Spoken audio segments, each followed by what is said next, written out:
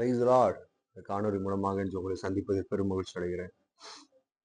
ஆவிக்குரிய பலனை குறித்து நம்ம தியானிச்சுட்டு இருக்கிறத முதல்ல நம்ம பார்த்தோம், ஊக்கமான ஜெபம் அப்படின்னு பார்த்தோம். ரெண்டாவது காரியம் என்னன்னு பார்த்தீங்கன்னா, ஒருவருக்காக ஒருவர் ஜெபிப்பதன் மூலம் நமக்கு ஆவிக்குரிய ஒரு பலன் கிடைக்கும்.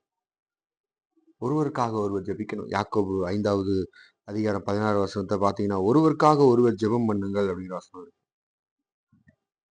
ஒருவருக்காக ஒருவர் ஜெபிக்கும் போதுல ஆண்டவர் ஆவிக்குரிய பலன் நமக்கு தர வல்லது உள்ள தேவனா இருக்கு. யோபு அவன் சிநேகனுக்காக ஜெபிச்சான், அவன் சிறையிருப்பு மாற்றப்பட்டது.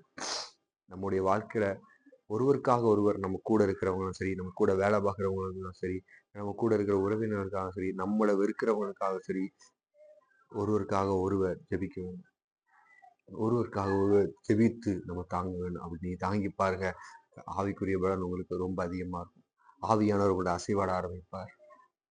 ஒருவருக்கு ஒருவர் அன்பா இருந்து நம்ம ஜெபிக்கும் போது நம்ம வாழ்க்கையில் ஒரு பெரிய சாதனை சாதிக்க முடியும். எப்படி சாதிக்க முடியும்? ஆவியானவரோட பலத்தோட நம்ம சாதிக்க அவர் நமக்கு வழி நடத்த வல்லமை உள்ள தேவனா இருக்கிறார்.